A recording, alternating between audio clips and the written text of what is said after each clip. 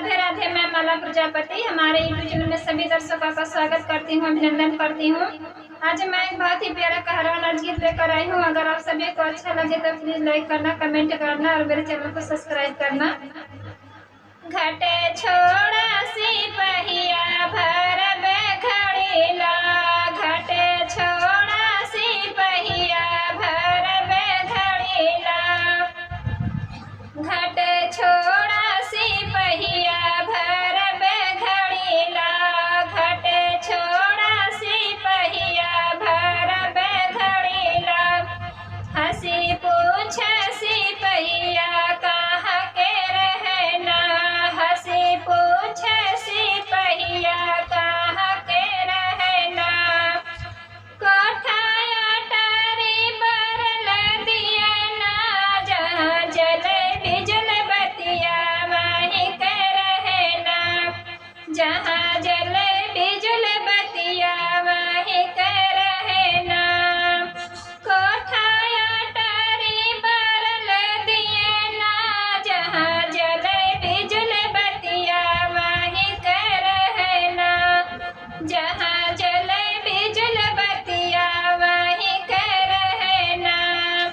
घट छोड़ा सिपहिया बनई बेजवेना, घट छोड़ा सिपहिया बनई बेजवेना। हंसी पूछ सिपहिया कहाँ के रहना, हंसी पूछ सिपहिया कहाँ के रहना। कोठाया टारी बरल दिया ना, जहाँ जल बिजल बतिया वहीं के रहना, जहाँ जल बिजल बतिया वहीं के रहना।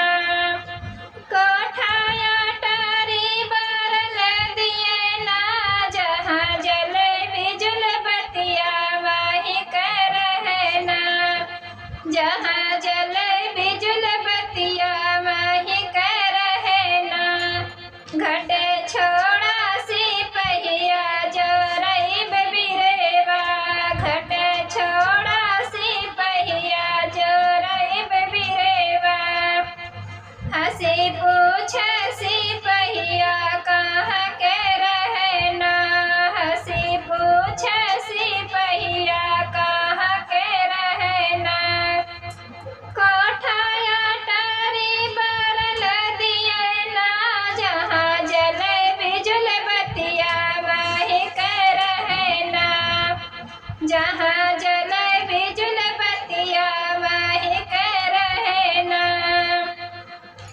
कोठाया टारी बरल दिया ना, जहाँ जल बिजल बतिया वहीं के रहना, जहाँ जल बिजल बतिया वहीं के रहना।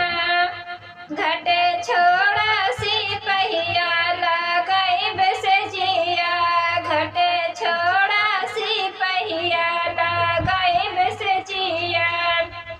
हंसी पूछ सिपहिया कहाँ के रहना, हंसी पूछ सिपहिया कहाँ के रहना। कोठाया टारी बरल दिया ना, जहाँ जल बिजल बतिया वहीं के रहना, जहाँ जल बिजल बतिया वहीं के रहना।